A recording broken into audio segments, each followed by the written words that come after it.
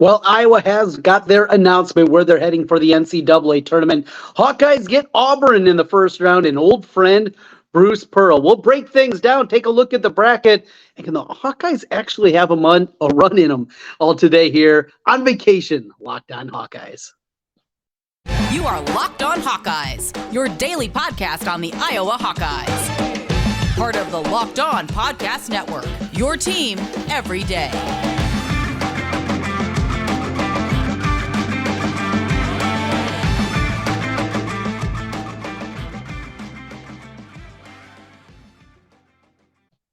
Hey, welcome in. I'm Trent Condon, and this is the Locked On Hawkeyes podcast coming to you live from Disney at the Kids Ed Magic Kingdom here earlier today. We are a little bit weary-eyed. I got everything soundproofed, at least the doorway, and the kids are sleeping here this evening, but want to get you an instant reaction Hawkeyes podcast after Iowa gets their announcement where they're going to be in the NCAA tournament. We got some thoughts for you there. Also, a quick look at the women's bracket as Iowa does not get the number one seed for the first time since the early 90s. They are the number two seed, one of the two Seattle regions that are out there. We'll explain a little bit more and get into that, but obviously big reaction with the big bracket here. A big thank you to everybody for joining us here on Locked On Hawkeyes, and thanks for making Locked On Hawkeyes your first listen every single day. This is what I'd love to do for you guys out there. I know it's a little bit wonky. We're working on the phone here, doing it remotely, but want to get this out there for you. Always appreciate you. Hey, hit that subscribe button while you can. We'll have things a little bit more normal when we get back on Wednesday, and we'll get a full preview of things when we do that. But always helps us get in front of more Hawkeye fans as we get to the NCAA tournament coming up on Thursday.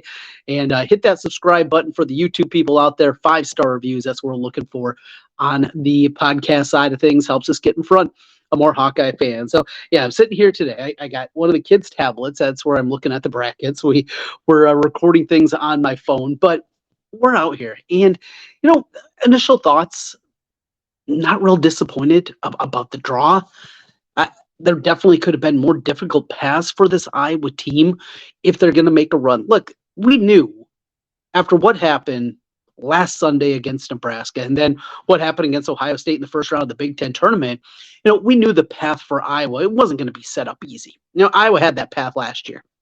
A year ago, they got one of the worst 12 seeds in recent history, in my mind, in Richmond, and they crapped the bed there. And even with that, even if they would have won that game, they got a Providence team that analytics absolutely hated. I really like Ed Cooley. I think he's an excellent coach, but that was a team that analytics definitely disagreed with the win-loss record that they had, and they seemingly won every single close game all throughout the course of the season. A year ago, it was custom-made to make a run there, and there are people that really know basketball that thought that Iowa had a chance the way they're playing in that Big Ten tournament a year ago to upend Kansas. We know Kansas went on to win the national championship, and people thought that highly, and it all came crashing down. After that last year, that excitement, that build-up, if you've been listening to me for a while, I'm not an optimistic Hawkeye fan, just not the way that I'm built. I more times than not take the pessimistic side. Now, I liked Iowa's chances going into the Ohio State game. Now, luckily, you can live bet things like that over on FanDuel, and you can go out the other side and be able to get yourself a profit when you see it's not going very well. And that's something that I did last week during the Big Ten tournament. But I'm not an optimistic guy as it pertains to my teams. In real life, absolutely. Yeah, I'm optimistic. I have positive attitudes about a lot of things. But sports, I'm more so sports teams that I root for. It's tough to do. I thought they were going to go out and bludgeon Ohio State. I think they got a chance here. Not a great chance. Let's slow down here. What are we talking about? Get to the Sweet 16. That's ultimately all the goal is anymore for Iowa basketball. Is it simple? Is it simplistic? Should there be more? We've talked about it a ton. I think so, but it's the reality. Look at the other paths that they possibly could have taken to get there. Again, stuck in the 8-9 game. Let's start with where Maryland has to go. They get West Virginia in the first round. Look, do you want to play that West Virginia team? First of all, great coach in Huggins. A ton of success in the NCAA tournament. A lot more success, certainly, than what we have for Fran McCaffrey, because he got that component. West Virginia team, it's going to pressure you. They're going to hold you. They're going to be up and down the floor. And then you also have the angle of the old player going up against his old team, right? When Joe Toussaint. I don't think that would have been good. And even if Iowa would have got that, who would have been waiting also in Birmingham, Alabama? Mm, not so much. Not not a likely path there. But Braden Miller against our team, we're not feeling very good about that. Okay, here's another possibility that could have been there. And this was something that was mocked a lot, that we saw a ton of, and it was Iowa to be in the same 8-9 region as the Kansas Jayhawks. I know Kansas lost two of their last four, got beat both times by Texas. Still, Kansas, is that the team that you want to have to upset to get your first Sweet 16 in 24 years? I don't think so. We've seen the Jayhawks flex their muscle too much. Now, that's not to say that Houston is great. Now, that's who Illinois got. But then you got to play Arkansas. Arkansas, Musselman, say what you want about him, and he's a goofy guy, but he's had success in the NCAA tournament. He did it in Nevada, got them, to an Elite Eight, won games there, won multiple games, and got to the second weekend in the NCAA tournament. He's doing the same thing at Arkansas. He's got a couple of Elite Eights already, and he ended, speaking of Iowa's long run, they had an incredibly long run without a Sweet 16, and he was the guy that finally got them over the hump. So no, I don't think those are paths that would have been a whole lot better for Iowa. And the Purdue one, it would have been a possibility because Iowa only played Purdue one time in the regular season this year. And with the sheer volume of Big Ten teams, that could have been a possibility. But you had Memphis and Florida Atlantic there. No thanks. Wouldn't want to see either of those teams in the first round. I think the draw is good. I think it's fine. So we're going to talk about that draw a little bit deeper. We're going to take a look at this Auburn team. Think of some of the Auburn teams. Certainly in the past, they've had a Final Four recently. Bruce Pearl's done an incredible job. Storyline, we'll talk about that more as the week goes on. But a breakdown just of some of the numbers, how this matchup is going to be. That's as we continue here from Disney. We're in the Lion King resort. What do you think of that? There's a zoom over my shoulder. Unbelievable. Family vacation right on spring break. The things we do for our kids. We come back with more here in a moment. This is the Locked On Hawkeyes podcast. As always, thanks for making Locked On Hawkeyes your first listen every single day. Well, right now we got something a little different for you with our friends over at Built. It's Built March Madness. It's here. And we know you have a favorite bar or puff with Built. Now it's your time to make it count. Go to builtmarchmadness.com to vote for your favorites. I'm going to be voting for the brownie batter. That's where it is. The brownie batter puff. That is my absolute favorite. Every time I get a new box, I get excited there. And if you want the Hawkeyes to win, you're going to be voting for that bar as well. That's right. Support your team. Support your bar or puff. When you vote for your favorite bar or puff, you'll be entered into a drawing that 50 lucky Locked On listeners are going to get a free box of Built. How about that? Free box. 50 different listeners out there. Not only that, one Locked On fan is going to win a 12-month subscription to Built to have the best bars or puffs delivered monthly straight to their door. You got to try Built. Built, the best protein bar ever. Seriously, they're so amazing, you don't even think they're good for you. And what makes them so good? Well, we talk about it all the time. High in protein, low in sugar, and covered in 100% real chocolate. That's right, real chocolate. Go right now, builtmarchmadness.com. Different website now, builtmarchmadness.com, and vote for your favorite bar or puff. And you can pick up a box while you're there. You can also vote every day in March. So hop in and support your pick. You'll thank me with a Built bar. All right, Trent Condon back with you again here on Locked On Hawkeyes. As always, thanks for making Locked On Hawkeyes your first listen every day. Hit the subscribe button. We're hanging out. We're talking hoops here on vacation, having a good time with it. Anytime we have an excuse to talk a little Hawkeyes, I'm certainly going to do that. So we hop back on the kid's iPad here as we're working dirty and having some fun. All right, so let's get back into it. All right, and messed up the kids code. There we go. All right, so we have the bracket up. That's all well and good. Where do we want to go next? Oh yeah, going to take a look at this Auburn team. Here's three things that completely jumped off the page to me. All right, you think Auburn. All right, they're going to be more athletic than us. You think of some of the matchups that has been a problem with in the past, and your mind starts racing there. Okay. Get it, right? Absolutely. Makes a whole lot of sense. Absolutely. So, all right. This is what we got. Auburn this year, offensively, top 50, not great. Defensively, top 30, pretty good. But there's this part of the game at Ken Pomeroy. It's called four factors. And in his analytical mind and what he does and what his basically numbers produce year after year, he has four things that he believes are the difference maker between teams that win and teams that don't. Now, these four aspects are the most important out of all the numbers and all the derivatives that you put in. These are the four most important ones. And what he comes up with is effective field goal percentage, turnover percentage, offensive rebound percentage, and field goals attempted versus field goals attempted. So that's what it is. And here's the thing. There are a couple of things that Iowa defensively really struggles with. Well, most everything Iowa really struggles with these things defensively, right? But when you look at the way that it matches up with this Auburn team, Auburn normally doesn't take advantage of it. Iowa, terrible three-point defense this year.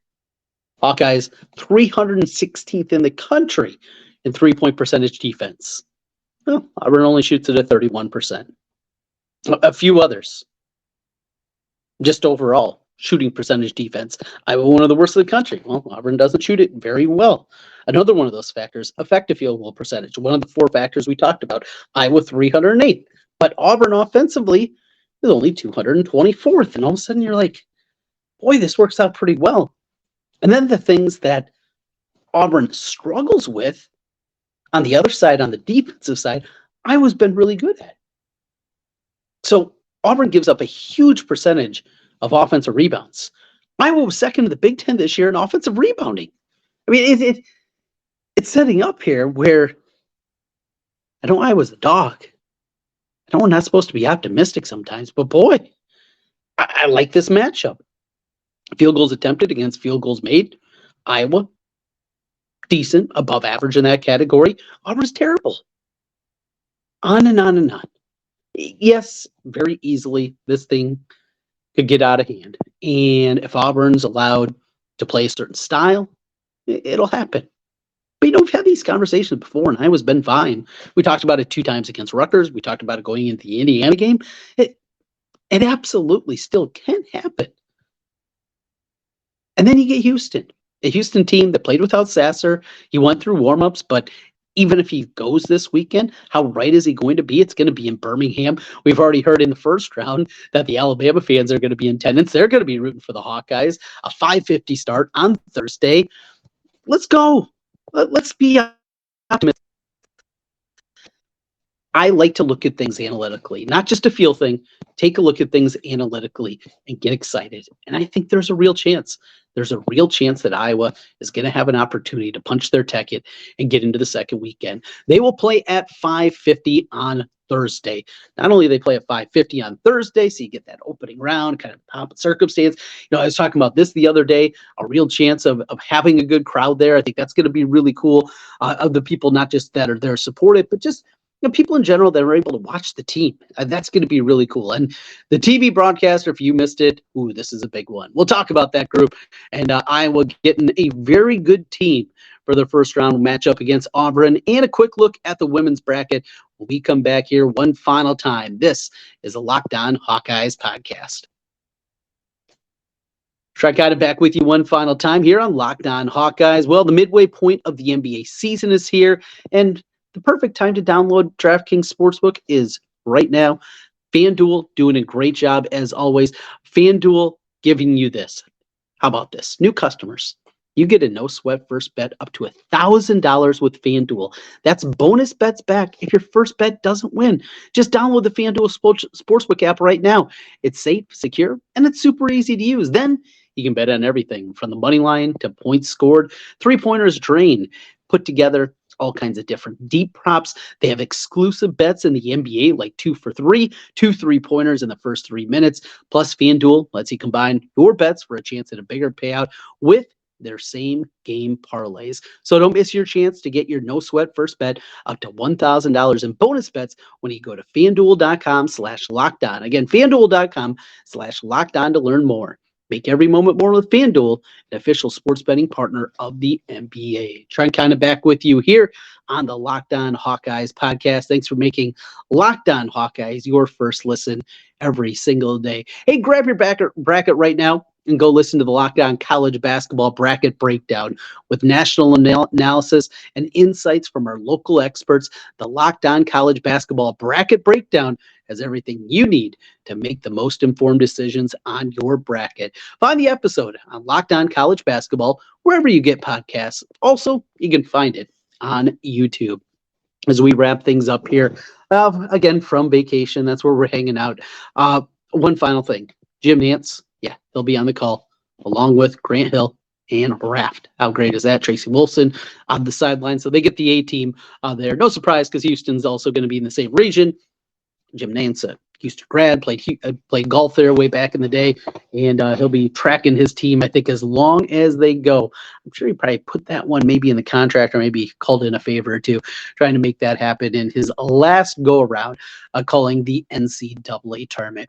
So wrapping things up here on the women's side, we will talk more about the men's draw. How about in the Midwest, too? If they do pull the shocker and they get to the second weekend, too, being in Kansas City, whoo, doggy.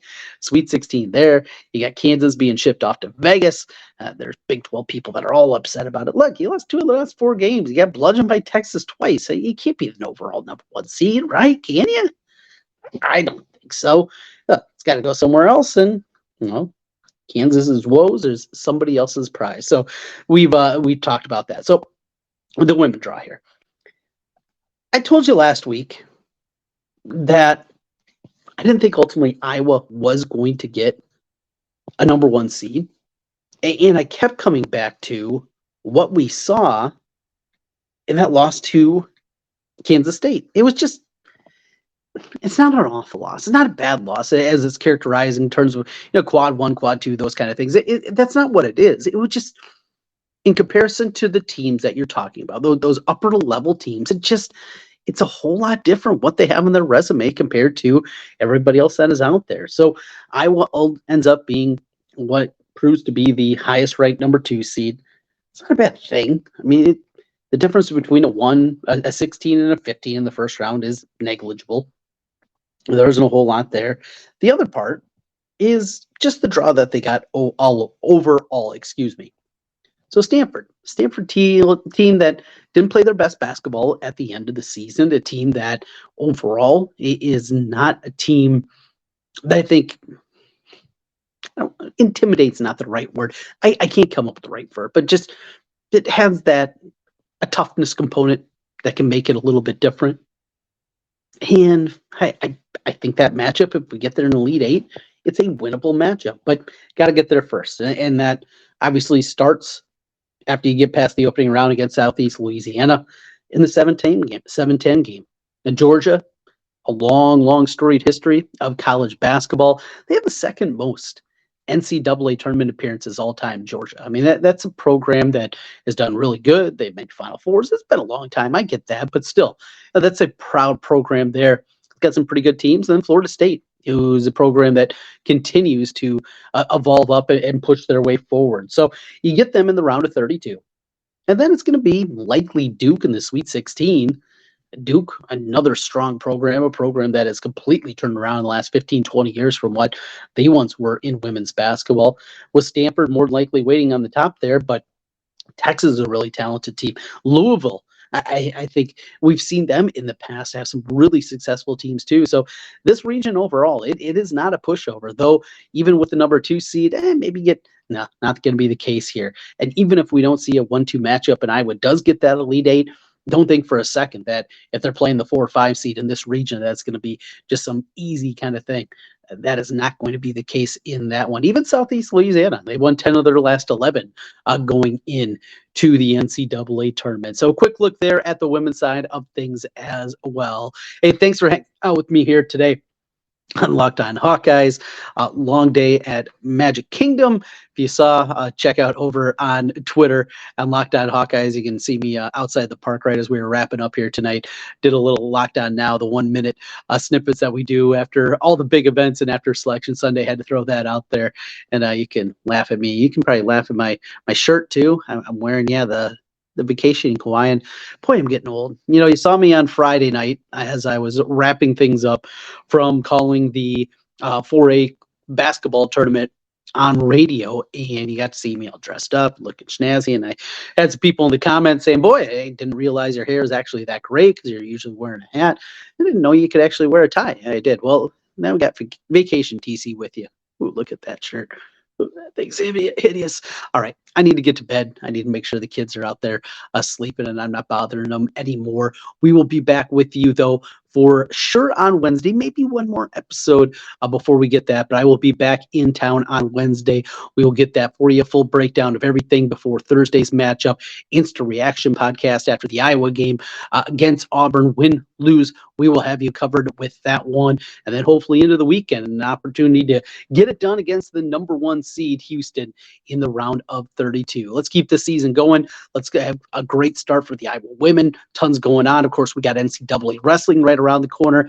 Iowa gets a win against a ranked win against Texas Tech, though the Red Raiders take 2 out of 3. Iowa battled back and got the win against Sunday. That was huge for them. Tons going on. Always we got you covered here. Your team every day with the Locked On Network and the Locked On Hawkeyes podcast. Talk to you again tomorrow. Go Hawks.